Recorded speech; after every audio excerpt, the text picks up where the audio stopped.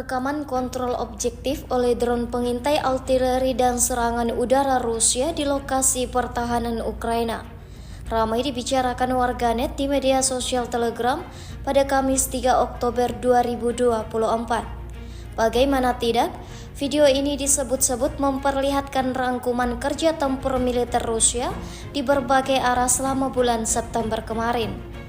Dapat dilihat dalam rekaman, situasi mengerikan di sejumlah titik perlindungan angkatan bersenjata Ukraina.